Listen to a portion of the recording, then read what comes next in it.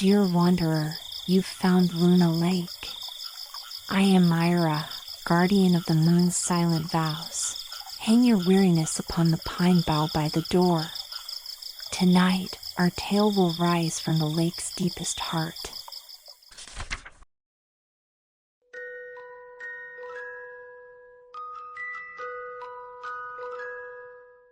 The Little Mermaid. Far out in the ocean, where the water is as blue as the prettiest cornflower and as clear as crystal, it is very, very deep, so deep, indeed, that no cable could sound it, and many church steeples, piled one upon another, would not reach from the ground beneath to the surface of the water above. There dwell the Sea King and his subjects. We must not imagine that there is nothing at the bottom of the sea but bare yellow sand. No, indeed, for on this sand grow the strangest flowers and plants, the leaves and stems of which are so pliant that the slightest agitation of the water causes them to stir as if they had life. Fishes, both large and small, glide between the branches as birds fly among the trees here upon land. In the deepest spot of all stands the castle of the Sea King. Its walls are built of coral, and the long Gothic windows are of the clearest amber. The roof is formed of shells that open and close as the water flows over them. Their appearance is very beautiful, for in each lies a glittering pearl which would be fit for the diadem of a queen. The Sea King had been a widower for many years, and his aged mother kept house for him. She was a very sensible woman, but exceedingly proud of her high birth, and on that account wore 12 oysters on her tail, while others of high rank were only allowed to wear 6. She was, however, deserving of very great praise, especially for her care of the little sea princesses, her 6 granddaughters. They were beautiful children, but the youngest was the prettiest of them all. Her skin was as clear and delicate as a rose leaf, and her eyes as blue as the deepest sea, but, like all the others, she had no feet and her body ended in a fish's tail. All day long they played in the great halls of the castle or among the living flowers that grew out of the walls. The large amber windows were open, and the fish swam in, just as the swallows fly into our houses when we open the windows, only the fishes swam up to the princesses, ate out of their hands, and allowed themselves to be stroked. Outside the castle there was a beautiful garden, in which grew bright red and dark blue flowers, and blossoms like flames of fire, the fruit glittered like gold, and the leaves and stems waved to and fro continually. The earth itself was the finest sand, but blue as the flame of burning sulfur. Over everything lay a peculiar blue radiance, as if the blue sky were everywhere, above and below, instead of the dark depths of the sea. In calm weather the sun could be seen, looking like a reddish-purple flower with light streaming from the calyx. Each of the young princesses had a little plot of ground in the garden, where she might dig and plant as she pleased. One arranged her flower bed in the form of a whale, another preferred to make hers like the figure of a little mermaid, while the youngest child made hers round, like the sun, and in it grew flowers as red as his rays at sunset. She was a strange child, quiet and thoughtful. While her sisters showed delight at the wonderful things which they obtained from the wrecks of vessels, she cared only for her pretty flowers, red like the sun, and a beautiful marble statue. It was the representation of a handsome boy, carved out of pure white stone, which had fallen to the bottom of the sea from a wreck. She planted by the statue a rose-colored weeping willow. It grew rapidly and soon hung its fresh branches over the statue, almost down to the blue sands.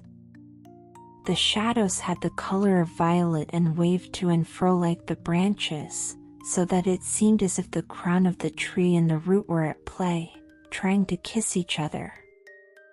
Nothing gave her so much pleasure as to hear about the world above the sea.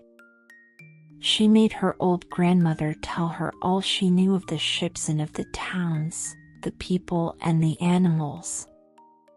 To her it seemed most wonderful and beautiful to hear that the flowers of the land had fragrance, while those below the sea had none, that the trees of the forest were green, and that the fishes among the trees could sing so sweetly that it was a pleasure to listen to them. Her grandmother called the birds fishes, or the little mermaid would not have understood what was meant, for she had never seen birds. "When you have reached your 15th year," said the grandmother, "you will have permission to rise up out of the sea and sit on the rocks in the moonlight, while the great ships go sailing by. Then you will see both forests and towns." In the following year, one of the sisters would be 15, but as each was a year younger than the other, the youngest would have to wait 5 years before her turn came to rise up from the bottom of the ocean to see the earth as we do.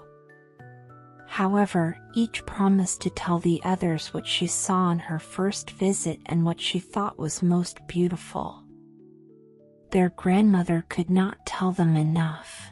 There were so many things about which they wanted to know. None of them longed so much for her turn to come as the youngest, she who had the longest time to wait and who was so quiet and thoughtful. Many nights she stood by the open window, looking up through the dark blue water and watching the fish as they splashed about with their fins and tails. She could see the moon and stars shining faintly, but through the water they looked larger than they do to our eyes.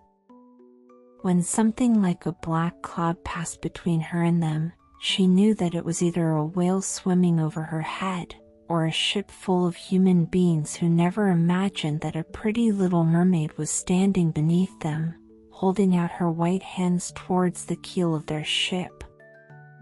At length the eldest was 15 and was allowed to rise to the surface of the ocean. When she returned, she had hundreds of things to talk about.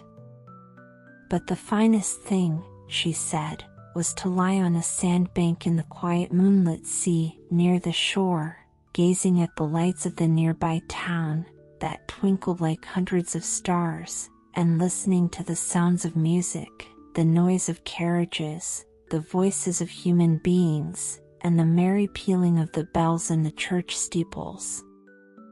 Because she could not go near all these wonderful things, she longed for them all the more. Oh, how eagerly did the youngest sister listen to all these descriptions. And afterwards, when she stood at the open window looking up through the dark blue water, she thought of the great city, with all its bustle and noise, and even fancied she could hear the sound of the church bells down in the depths of the sea. In another year the second sister received permission to rise to the surface of the water and to swim about where she pleased. She rose just as the sun was setting, and this, she said, was the most beautiful sight of all. The whole sky looked like gold, and violet and rose-colored clouds, which she could not describe, drifted across it. And more swiftly than the clouds, flew a large flock of wild swans toward the setting sun, like a long white veil across the sea. She also swam towards the sun, but it sank into the waves, and the rosy tints faded from the clouds and from the sea. The third sister's turn followed, and she was the boldest of them all, for she swam up a broad river that emptied into the sea. On the banks she saw green hills covered with beautiful vines, and palaces and castles peeping out from amid the proud trees of the forest. She heard birds singing and felt the rays of the sun so strongly that she was obliged often to dive under the water to cool her burning face. In a narrow creek she found a large group of little human children, almost naked, sporting about in the water. She wanted to play with them, but they fled in a great fright, and then a little black animal, it was a dog, but she did not know it, for she had never seen one before, came to the water and barked at her so furiously that she became frightened and rushed back to the open sea. But she said she should never forget the beautiful forest, the green hills, and the pretty children who could swim in the water although they had no tails. The fourth sister was more timid. She remained in the midst of the sea, but said it was quite as beautiful there as nearer the land.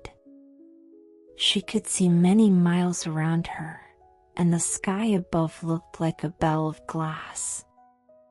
She had seen the ships, but at such a great distance that they looked like seagulls. The dolphins sported in the waves, and the great whales spouted water from their nostrils till it seemed as if 100 fountains were playing in every direction. The fifth sister's birthday occurred in the winter, so when her turn came she saw what the others had not seen the first time they went up. The sea looked quite green, and large icebergs were floating about, each like a pearl, she said, but larger and loftier than the churches built by men. They were of the most singular shapes and glittered like diamonds. She had seated herself on one of the largest and let the wind play with her long hair. She noticed that all the ships sailed past very rapidly, steering as far away as they could, as if they were afraid of the iceberg.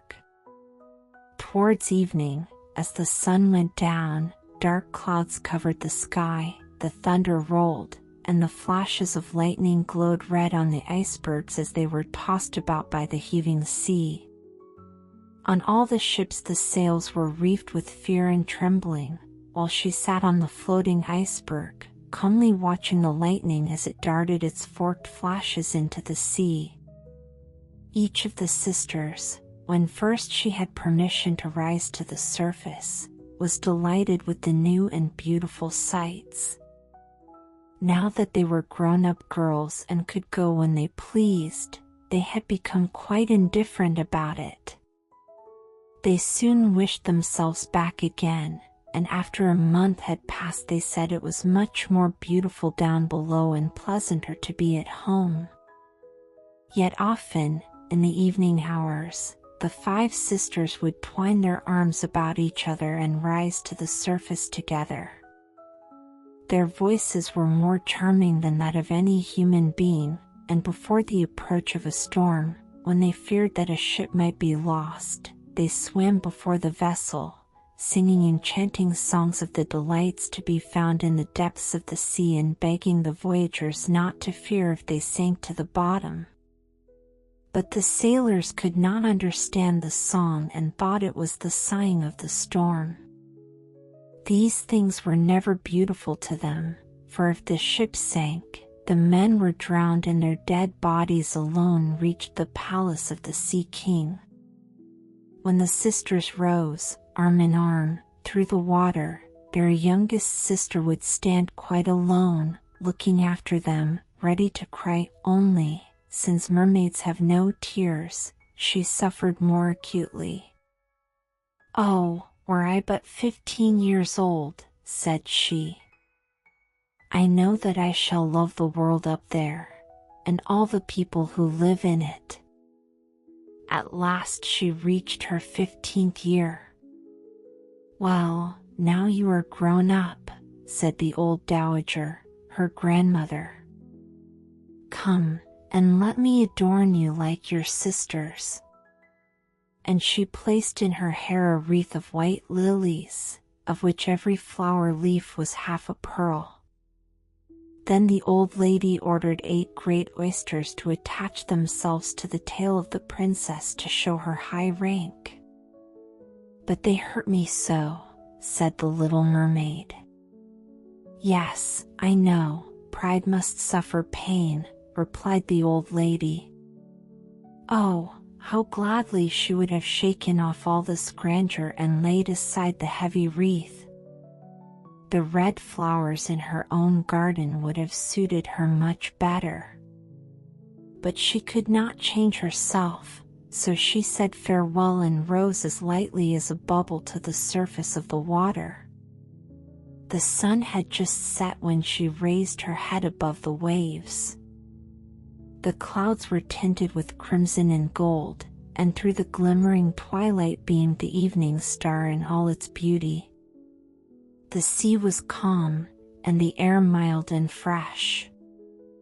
A large ship with 3 masts lay becalmed on the water. Only one sail was set, for not a breeze stirred, and the sailors sat idle on deck or amidst the rigging. There was music and song on board, and as darkness came on, 100 colored lanterns were lighted, as if the flags of all nations waved in the air. The little mermaid swam close to the cabin windows, and now and then, as the waves lifted her up, she could look in through glass window panes and see a number of gaily dressed people.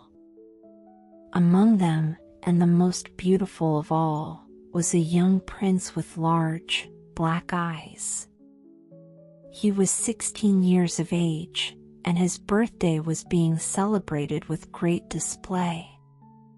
The sailors were dancing on deck, and when the prince came out of the cabin, more than 100 rockets rose in the air, making it as bright as day.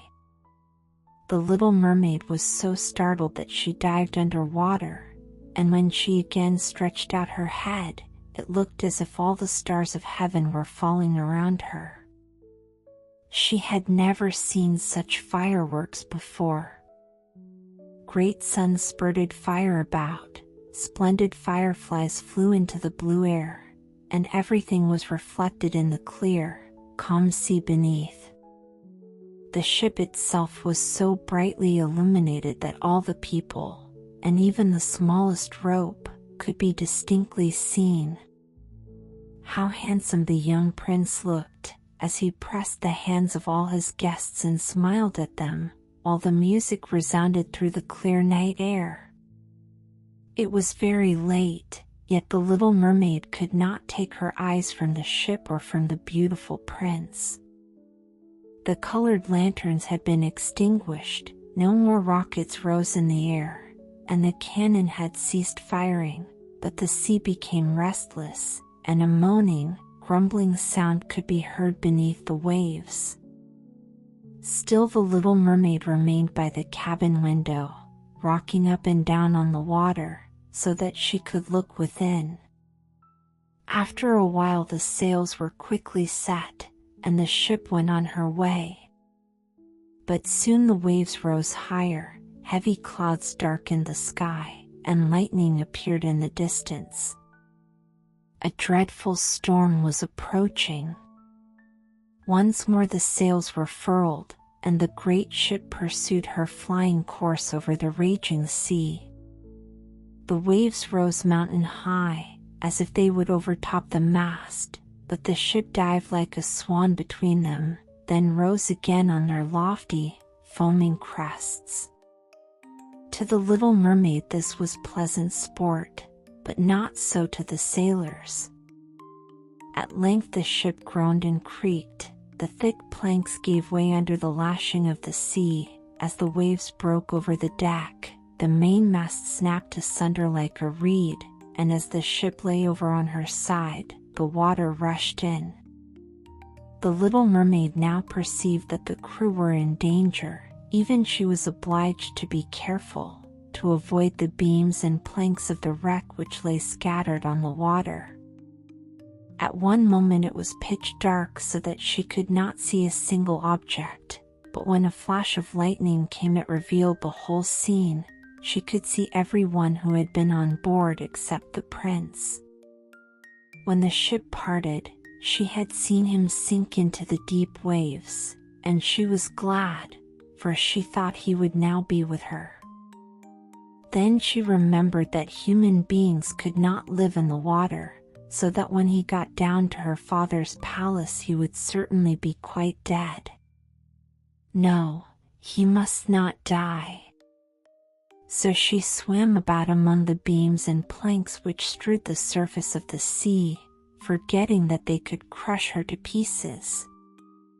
Diving deep under the dark waters, rising and falling with the waves, she at length managed to reach the young prince, who was fast losing the power to swim in that stormy sea. His limbs were failing him, his beautiful eyes were closed, and he would have died had not the little mermaid come to his assistance. She held his head above the water and let the waves carry them where they would. In the morning the storm had ceased, but of the ship not a single fragment could be seen. The sun came up red and shining out of the water, and its beams brought back the hue of health to the prince's cheeks, but his eyes remained closed.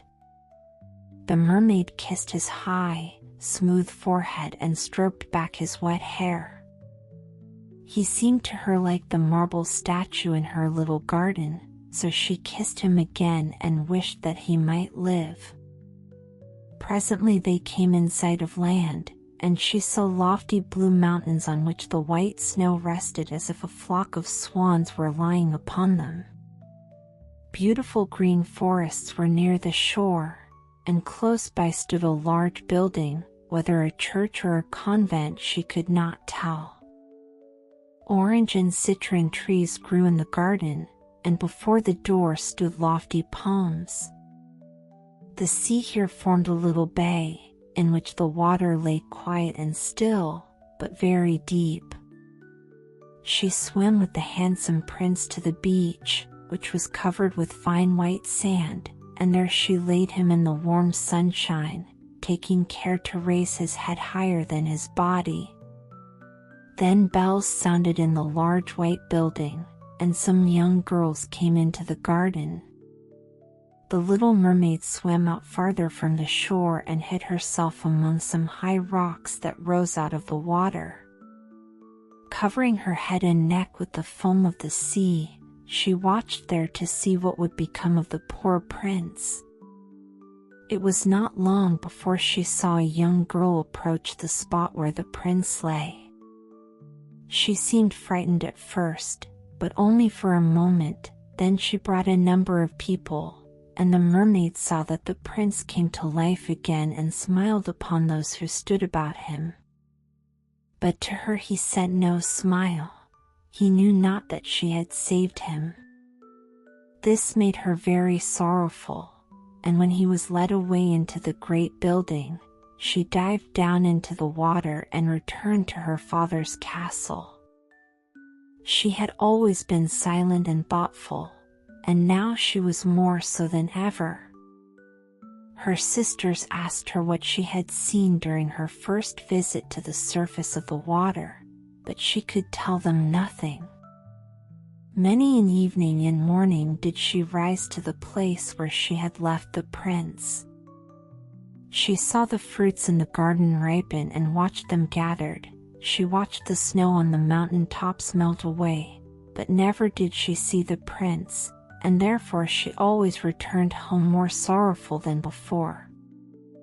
It was her only comfort to sit in her own little garden and fling her arm around the beautiful marble statue, which was like the prince.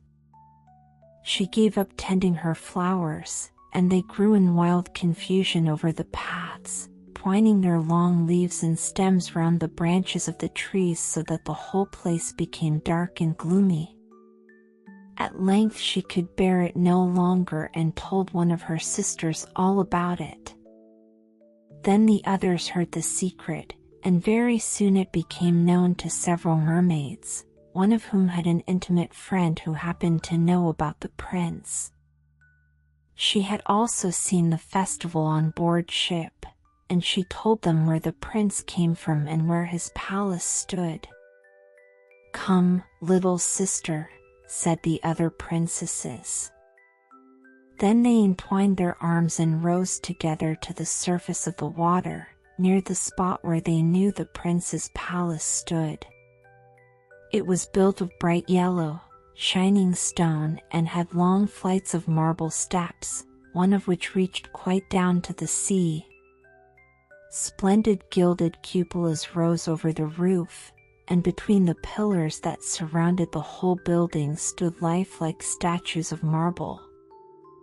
Through the clear crystal of the lofty windows could be seen noble rooms, with costly silk curtains and hangings of tapestry and walls covered with beautiful paintings. In the center of the largest salon a fountain threw its sparkling jets high up into the glass cupola of the ceiling, through which the sun shone in upon the water and upon the beautiful plants that grew in the basin of the fountain. Now that the little mermaid knew where the prince lived, she spent many an evening and many a night on the water near the palace.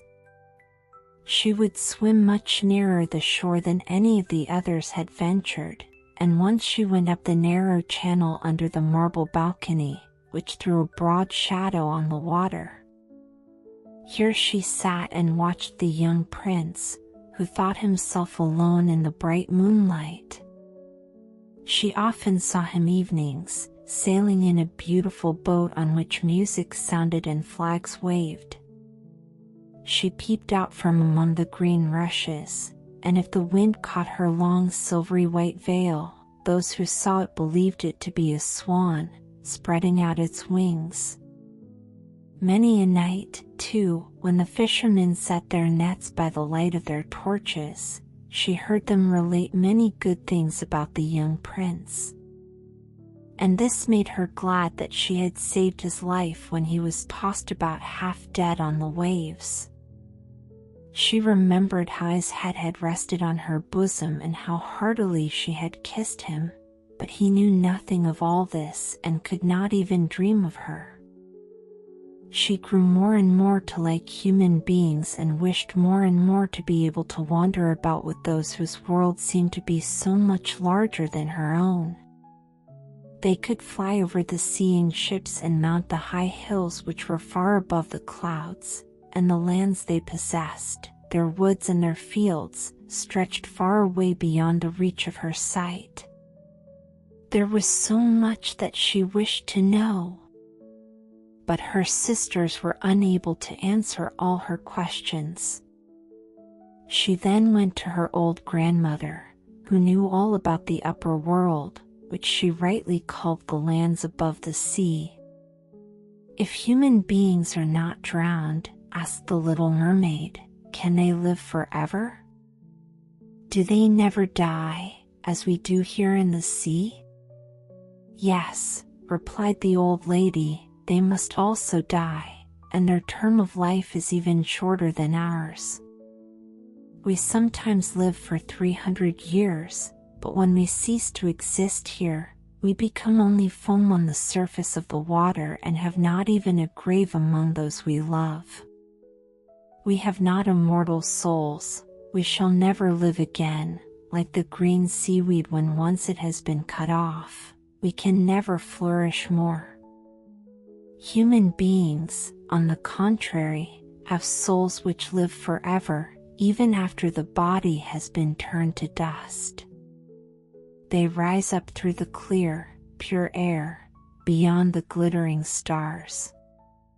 As we rise out of the water and behold all the land of the earth, so do they rise to unknown and glorious regions which we shall never see. Why have not we immortal souls?" asked the little mermaid, mournfully. "I would gladly give all the hundreds of years that I have to live, to be a human being only for one day and to have the hope of knowing the happiness of that glorious world above the stars." "You must not think that," said the old woman. "We believe that we are much happier and much better off than human beings." "So I shall die," said the little mermaid, "and as the foam of the sea I shall be driven about, never again to hear the music of the waves or to see the pretty flowers or the red sun?" "Is there anything I can do to win an immortal soul?" "No," said the old woman, "unless a man should love you so much that you were more to him than his father or his mother, and if all his thoughts and all his love were fixed upon you, and the priest placed his right hand in yours, and he promised to be true to you here and hereafter, then his soul would glide into your body, and you would obtain a share in the future happiness of mankind. He would give to you a soul and retain his own as well, but this can never happen. Your fish's tail, which among us is considered so beautiful, on earth is thought to be quite ugly. They do not know any better, and they think it necessary, in order to be handsome, to have two stout props, which they call legs." Then the little mermaid sighed and looked sorrowfully at her fish's tail. "Let us be happy," said the old lady, "and dart and spring about during the 300 years that we have to live, which is really quite long enough. After that we can rest ourselves all the better. This evening we are going to have a court ball." It was one of those splendid sights which we can never see on earth. The walls and the ceiling of the large ballroom were of thick but transparent crystal. Many hundreds of colossal shells, some of a deep red, others of a grass green, with blue fire in them, stood in rows on each side. These lighted up the whole salon, and shone through the walls so that the sea was also illuminated. Innumerable fishes, great and small, swam past the crystal walls. On some of them the scales glowed with a purple brilliance, and on others shone like silver and gold. Through the halls flowed a broad stream, and in it danced the mermen and the mermaids to the music of their own sweet singing. No one on earth has such lovely voices as they, but the little mermaid sang more sweetly than all. The whole court applauded her with hands and tails, and for a moment her heart felt quite gay, for she knew she had the sweetest voice either on earth or in the sea. But soon she thought again of the world above her. She could not forget the charming prince, nor her sorrow that she had not an immortal soul like his. She crept away silently out of her father's palace, and while everything within was gladness and song, she sat in her own little garden, sorrowful and alone. Then she heard the bugle sounding through the water and thought, "He is certainly sailing above, he in whom my wishes center and in whose hands I should like to place the happiness of my life. I will venture all for him and to win an immortal soul. While my sisters are dancing in my father's palace I will go to the sea witch, of whom I have always been so much afraid. She can give me counsel and help." Then the little mermaid went out from her garden and took the road to the foaming whirlpools, behind which the sorceress lived. She had never been that way before.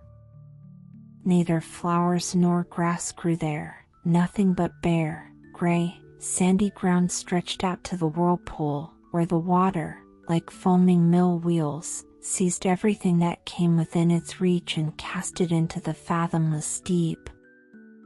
Through the midst of these crushing whirlpools the little mermaid was obliged to pass before she could reach the dominions of the sea witch.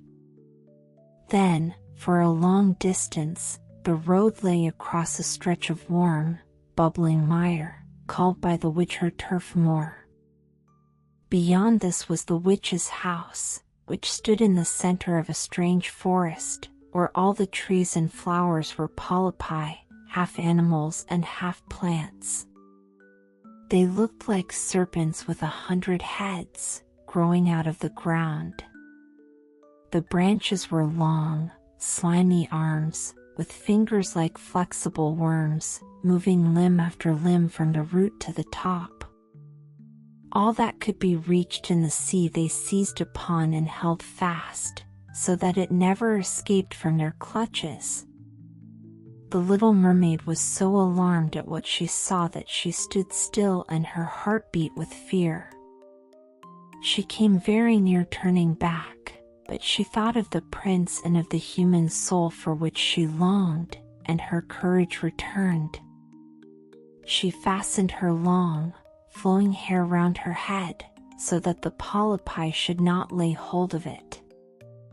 She crossed her hands on her bosom, and then darted forward as a fish shoots through the water, between the supple arms and fingers of the ugly polypi, which were stretched out on each side of her. She saw that they all held in their grasp something they had seized with their numerous little arms, which were as strong as iron bands. Tightly grasped in their clinging arms were white skeletons of human beings who had perished at sea and had sunk down into the deep waters, skeletons of land animals, and oars, rudders, and chests of ships. There was even a little mermaid whom they had caught and strangled, and this seemed the most shocking of all to the little princess. She now came to a space of marshy ground in the wood, where large, fat water snakes were rolling in the mire and showing their ugly, drab-colored bodies. In the midst of this spot stood a house, built of the bones of shipwrecked human beings. There sat the sea witch, allowing a toad to eat from her mouth just as people sometimes feed a canary with pieces of sugar. She called the ugly water snakes her little chickens and allowed them to crawl all over her bosom. "I know what you want," said the sea witch. "It is very stupid of you, but you shall have your way, though it will bring you to sorrow, my pretty princess. You want to get rid of your fish's tail and to have two supports instead, like human beings on earth, so that the young prince may fall in love with you and so that you may have an immortal soul." And then the witch laughed so loud and so disgustingly that the toad and the snakes fell to the ground and lay there wriggling. "You are but just in time," said the witch, "for after sunrise tomorrow I should not be able to help you till the end of another year. I will prepare a draught for you, with which you must swim to land tomorrow before sunrise. Seat yourself there and drink it. Your tail will then disappear, and shrink up into what men call legs. You will feel great pain, as if a sword were passing through you. But all who see you will say that you are the prettiest little human being they ever saw. You will still have the same floating gracefulness of movement, and no dancer will ever tread so lightly. Every step you take, however, will be as if you were treading upon sharp knives and as if the blood must flow. If you will bear all this, I will help you." "Yes, I will," said the little princess in a trembling voice, as she thought of the prince and the immortal soul. "But think again," said the witch, "for when once your shape has become like a human being, you can no more be a mermaid. You will never return through the water to your sisters or to your father's palace again. And if you do not win the love of the prince, so that he is willing to forget his father and mother for your sake and to love you with his whole soul and allow the priest to join your hands that you may be man and wife, then you will never have an immortal soul. The first morning after he marries another, your heart will break and you will become foam on the crest of the waves." "I will do it," said the little mermaid, and she became pale as death. "But I must be paid, also," said the witch, "and it is not a trifle that I ask. You have the sweetest voice of any who dwell here in the depths of the sea, and you believe that you will be able to charm the prince with it. But this voice you must give to me. The best thing you possess will I have as the price of my costly draught, which must be mixed with my own blood so that it may be as sharp as a two-edged sword. But if you take away my voice, said the little mermaid, what is left for me? Your beautiful form, your graceful walk, and your expressive eyes. Surely with these you can enchain a man's heart. Well, have you lost your courage? Put out your little tongue, that I may cut it off as my payment, then you shall have the powerful draught. It shall be, said the little mermaid. Then the witch placed her cauldron on the fire to prepare the magic draught. Cleanliness is a good thing, said she, scouring the vessel with snakes which she had tied together in a large knot. Then she pricked herself in the breast and let the black blood drop into the cauldron. The steam that rose twisted itself into such horrible shapes that no one could look at them without fear. Every moment the witch threw a new ingredient into the vessel, and when it began to boil, the sound was like the weeping of a crocodile. When at last the magic draught was ready, it looked like the clearest water. There it is for you, said the witch. Then she cut off the mermaid's tongue, so that she would never again speak or sing. If the polypi should seize you as you return through the wood, said the witch, throw over them a few drops of the potion, and their fingers will be torn into 1,000 pieces. But the little mermaid had no occasion to do this, for the polypi sprang back in terror when they caught sight of the glittering draught, which shone in her hand like a twinkling star. So she passed quickly through the wood and the marsh and between the rushing whirlpools. She saw that in her father's palace the torches in the ballroom were extinguished and that all within were asleep. But she did not venture to go into them, for now that she was dumb and going to leave them forever, she felt as if her heart would break.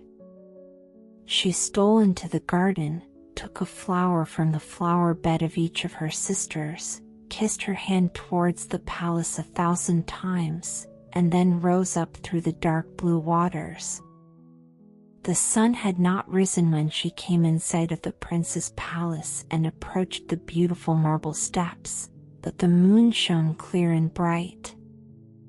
Then the little mermaid drank the magic draught, and it seemed as if a two-edged sword went through her delicate body. She fell into a swoon and lay like one dead.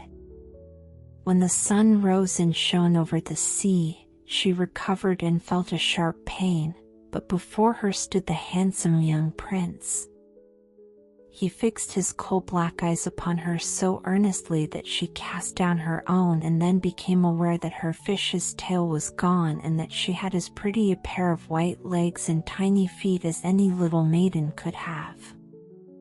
But she had no clothes, so she wrapped herself in her long, thick hair. The prince asked her who she was and whence she came. She looked at him mildly and sorrowfully with her deep blue eyes, but could not speak. He took her by the hand and led her to the palace. Every step she took was as the witch had said it would be. She felt as if she were treading upon the points of needles or sharp knives. She bore it willingly, however, and moved at the prince's side as lightly as a bubble, so that he and all who saw her wondered at her graceful, swaying movements. She was very soon arrayed in costly robes of silk and muslin and was the most beautiful creature in the palace, but she was dumb and could neither speak nor sing. Beautiful female slaves, dressed in silk and gold, stepped forward and sang before the prince and his royal parents. One sang better than all the others, and the prince clapped his hands and smiled at her. This was a great sorrow to the little mermaid, for she knew how much more sweetly she herself once could sing, and she thought, "Oh, if he could only know that I have given away my voice forever, to be with him." The slaves next performed some pretty fairy-like dances, to the sound of beautiful music. Then the little mermaid raised her lovely white arms, stood on the tips of her toes, glided over the floor, and danced as no one yet had been able to dance. At each moment her beauty was more revealed, and her expressive eyes appealed more directly to the heart than the songs of the slaves. Everyone was enchanted, especially the prince, who called her his little foundling. She danced again quite readily, to please him, though each time her foot touched the floor it seemed as if she trod on sharp knives. The prince said she should remain with him always, and she was given permission to sleep at his door, on a velvet cushion. He had a page's dress made for her, that she might accompany him on horseback. They rode together through the sweet-scented woods, where the green boughs touched their shoulders, and the little birds sang among the fresh leaves. She climbed with him to the tops of high mountains, and although her tender feet bled so that even her steps were marked, she only smiled, and followed him till they could see the clouds beneath them like a flock of birds flying to distant lands. While at the prince's palace, and when all the household were asleep, she would go and sit on the broad marble steps, for it eased her burning feet to bathe them in the cold sea water. It was then that she thought of all those below in the deep. Once during the night her sisters came up arm in arm, singing sorrowfully as they floated on the water. She beckoned to them, and they recognized her and told her how she had grieved them. After that, they came to the same place every night. Once she saw in the distance her old grandmother, who had not been to the surface of the sea for many years, and the old sea king, her father, with his crown on his head.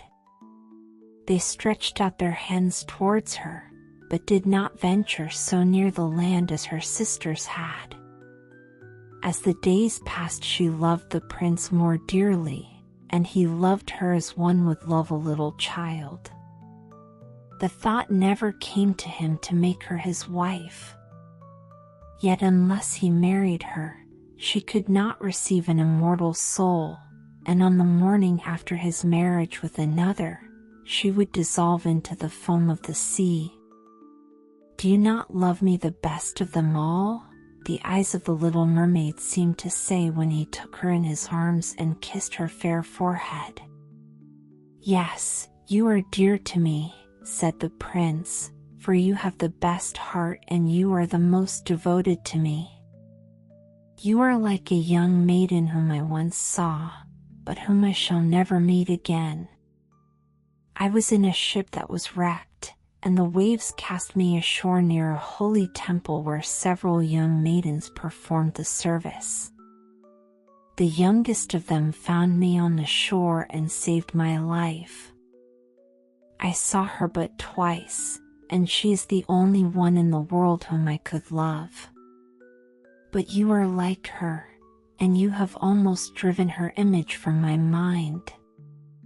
She belongs to the holy temple, and good fortune has sent you to me in her stead. We will never part." "Ah, he knows not that it was I who saved his life," thought the little mermaid.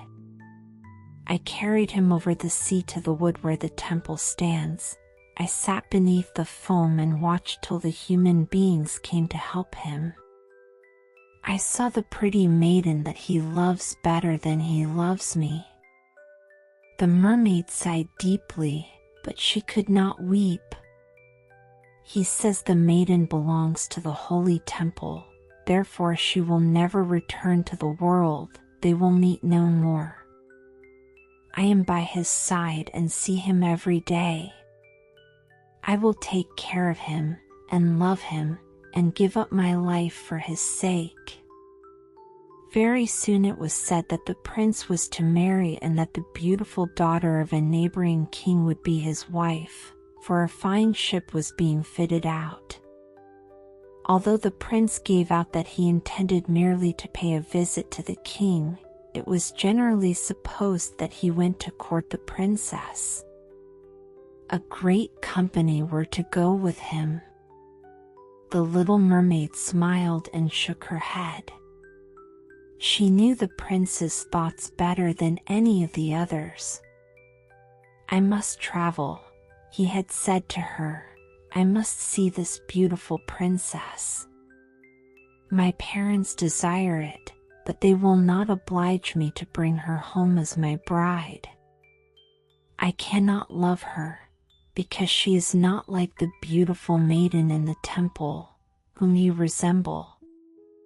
If I were forced to choose a bride, I would choose you, my dumb foundling, with those expressive eyes." Then he kissed her rosy mouth, played with her long, waving hair, and laid his head on her heart, while she dreamed of human happiness and an immortal soul. "You are not afraid of the sea, my dumb child, are you?" he said, as they stood on the deck of the noble ship which was to carry them to the country of the neighboring king. Then he told her of storm and of calm, of strange fishes in the deep beneath them, and of what the divers had seen there.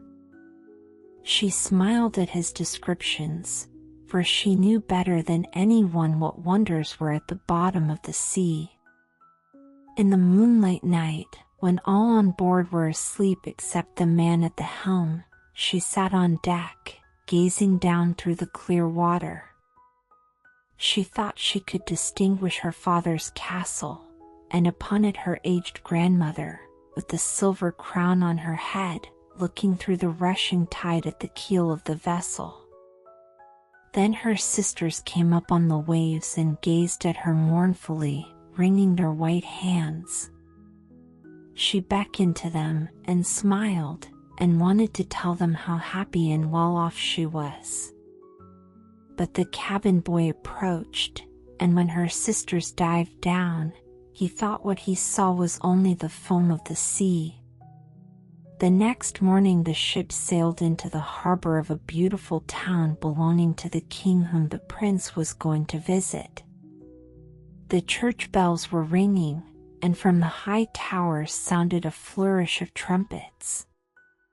Soldiers, with flying colors and glittering bayonets, lined the roads through which they passed. Every day was a festival, balls and entertainments following one another. But the princess had not yet appeared.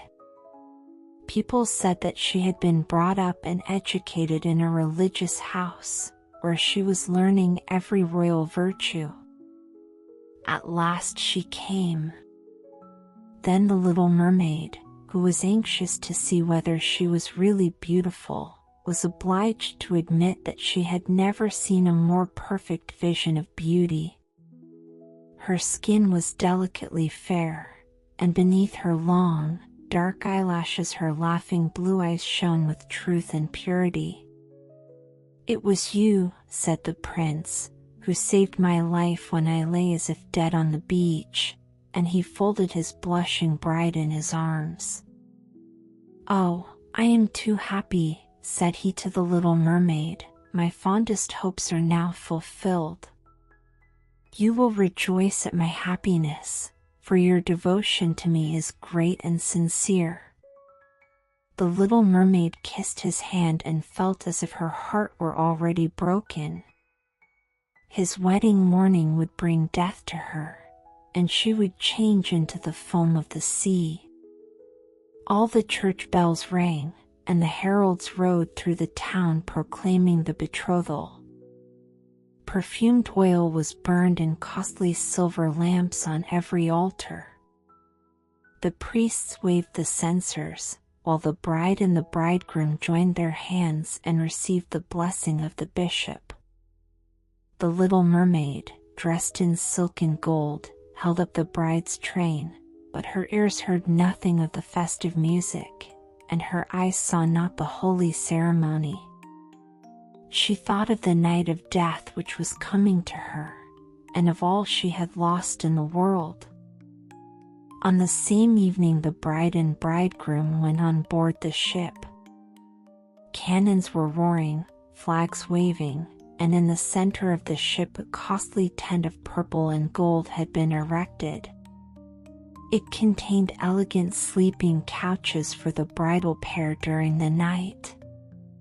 The ship, under a favorable wind, with swelling sails, glided away smoothly and lightly over the calm sea. When it grew dark, a number of colored lamps were lighted and the sailors danced merrily on the deck. The little mermaid could not help thinking of her first rising out of the sea, when she had seen similar joyful festivities, so she too joined in the dance, poised herself in the air as a swallow when he pursues his prey, and all present cheered her wonderingly. She had never danced so gracefully before. Her tender feet felt as if cut with sharp knives, but she cared not for the pain. A sharper pang had pierced her heart. She knew this was the last evening she should ever see the prince for whom she had forsaken her kindred and her home.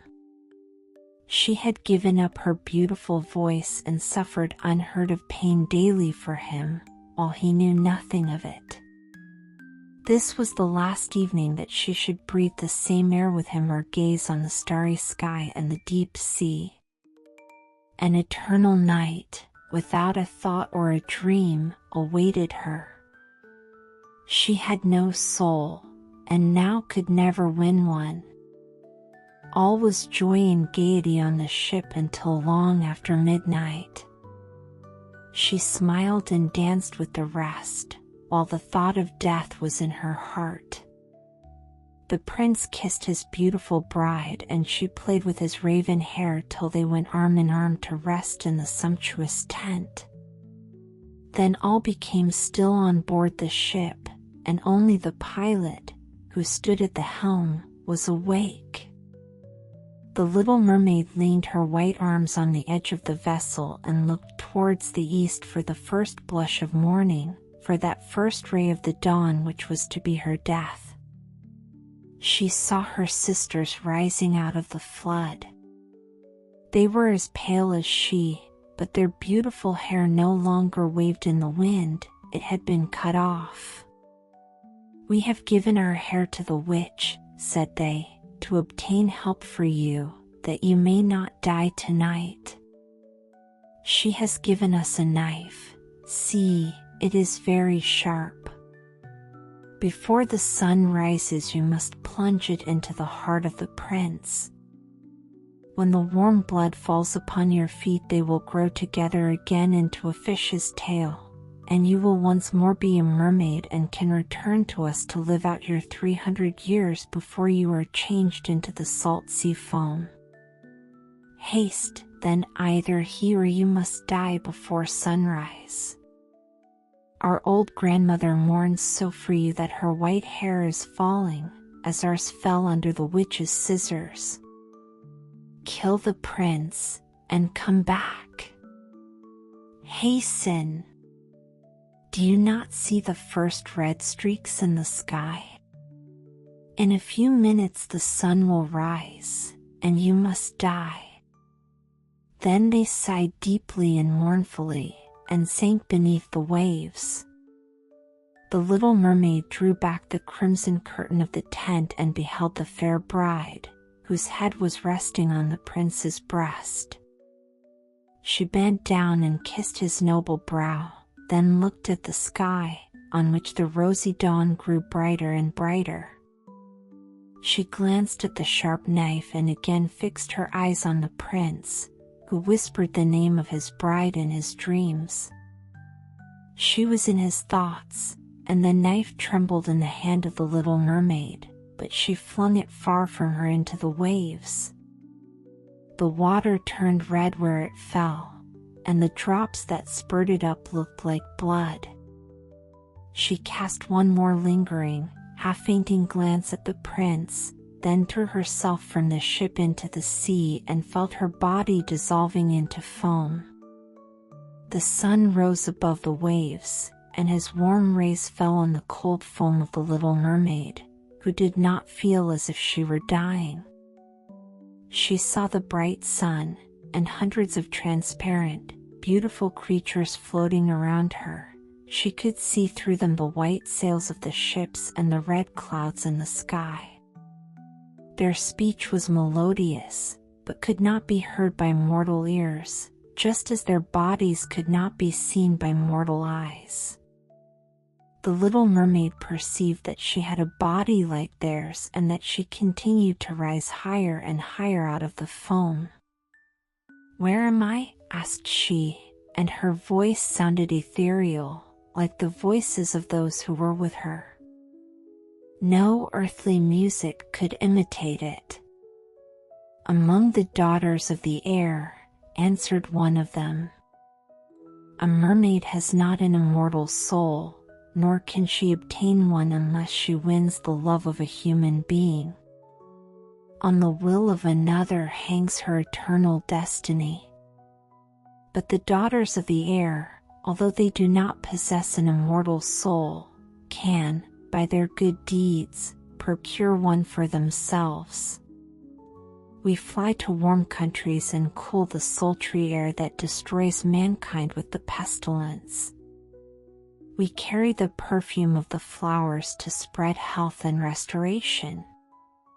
After we have striven for 300 years to do all the good in our power, we receive an immortal soul and take part in the happiness of mankind. You, poor little mermaid, have tried with your whole heart to do as we are doing. You have suffered and endured, and raised yourself to the spirit world by your good deeds, and now, by striving for 300 years in the same way, you may obtain an immortal soul." The little mermaid lifted her glorified eyes toward the sun and, for the first time, felt them filling with tears. On the ship in which she had left the prince there were life and noise, and she saw him and his beautiful bride searching for her. Sorrowfully they gazed at the pearly foam, as if they knew she had thrown herself into the waves. Unseen she kissed the forehead of the bride and fanned the prince, and then mounted with the other children of the air to a rosy cloud that floated above. "After 300 years, thus shall we float into the kingdom of heaven," said she. "And we may even get there sooner," whispered one of her companions. "Unseen we can enter the houses of men where there are children, and for every day on which we find a good child that is the joy of his parents and deserves their love, our time of probation is shortened. The child does not know, when we fly through the room, that we smile with joy at his good conduct, for we can count 1 year less of our 300 years. But when we see a naughty or a wicked child we shed tears of sorrow, and for every tear a day is added to our time of trial."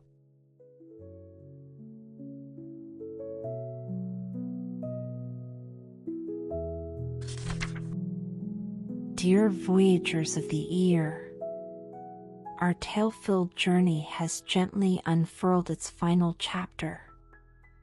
Now, let your body soften into cloud-like mattresses.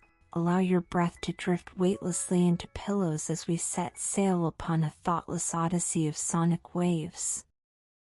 Next, flowing into your senses is brainwave lullaby music. When harmonies bloom, imagine yourself descending into a velvety ocean of starlit skies, each note a sculpted whisper of melatonin. Good night. May you gather 1,000 glowing dream fireflies within the shimmering nets of pi wave frequencies,